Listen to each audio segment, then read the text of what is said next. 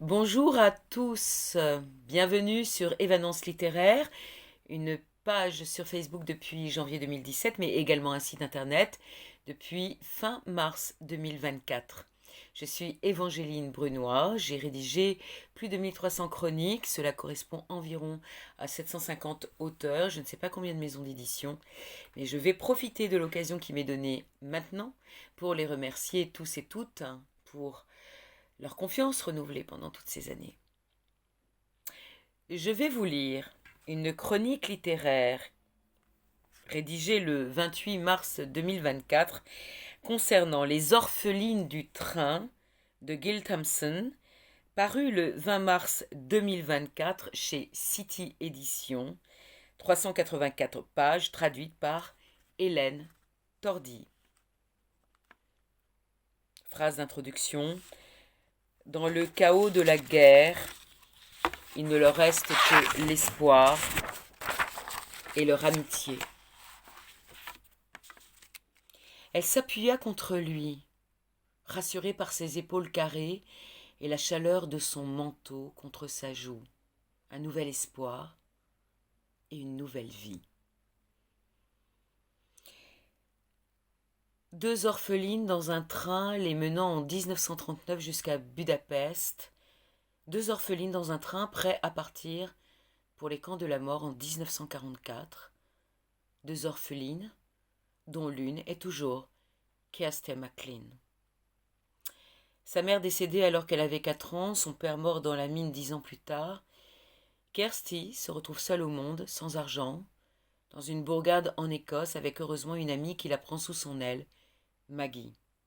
Celle-ci, pour l'aider à surmonter son chagrin, lui apprend des rudiments de cuisine et cette nouvelle aptitude va permettre à la toute jeune fille d'accepter une proposition de travail extraordinaire. Devenir fille de cuisine dans une école pour filles basée à Budapest. Des échos de futures guerres se font de plus en plus puissants, mais la Hongrie étant neutre, Kirsty et Jean, sa nouvelle employeuse, entreprennent le voyage. Toutes deux, orphelines, elles montent dans différents trains lors de ce périple cauchemardesque et éreintant, et arrivent à temps pour se réfugier enfin dans l'établissement où sont éduqués des enfants de 6 à 16 ans, pour la plupart juives. Les événements se sont précipités pendant qu'elles traversaient l'Europe. La guerre est une réalité. Les accords entre le gouvernement hongrois et Hitler protègent pour le moment l'école, enclave écossaise, mais pour combien de temps? Kirsty prend bien vite son service sur les ordres de Maria, la cuisinière désagréable et hostile, et tisse des liens de plus en plus forts avec Jean, appelée matrone par les élèves. Notre héroïne fait peu à peu l'apprentissage du hongrois et trouve ses marques, une nouvelle famille en quelque sorte qui s'agrandit d'une amie, Anna, avec laquelle elle communique au début par gestes. Anna est juive, ses parents ont une bijouterie en ville et elle a un grand frère, Endre. Kirsty et ce dernier tombent peu à peu amoureux, évidemment, mais leur relation doit rester secrète car interdite entre juifs et gentils. Tout serait parfait sans la violence antisémite qui ne fait que croître à Budapest, où des gangs de jeunes terrorisent la population. Dasko, le fils de Maria, logé également à l'école, en fait partie et constitue une menace réelle pour la jeune fille. Heureusement, elle peut aller nager quelquefois dans le Danube ou au lac Bolotan l'été. La natation est sa passion, transmise par son père, mineur et maître nageur. Un héritage qui va lui être très utile dans les années de cauchemar qui vont suivre. La guerre se rapproche, les nazis sont à la porte. Endre est enrôlé comme juif dans un service de travail obligatoire et envoyé sur la ligne de front. Rien ne va plus, la terreur s'installe, le temps se suspend pour l'école et ses occupants. Jane, Kirsty et Anna sont prises dans la tempête. Un très beau roman de guerre, d'amitié et d'amour dans un contexte que nous connaissons peu, celui de la Seconde Guerre mondiale en Hongrie.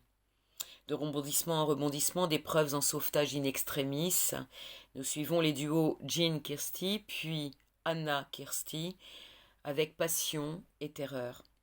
Impossible de lâcher ce récit inspiré par des femmes héroïques ayant réellement existé. Une très belle plume, une reconstitution historique parfaite, une grande clarté quant à la succession des événements, des figures incroyables de courage et de ténacité, un hommage vibrant et bouleversant à tous ceux qui ont lutté contre la barbarie fasciste allemande ou hongroise et à toutes les victimes rescapées ou assassinées lors de ce monstrueux conflit mondial. J'ai lu ce roman en une journée, tant il est réussi et palpitant. Je vous invite à découvrir la 4e de couverture ainsi que la biographie de l'autrice sur le site de City Éditions ou sur le site evanancelitéraire.com. Merci infiniment. Je vous souhaite une très belle journée. Au revoir, à bientôt.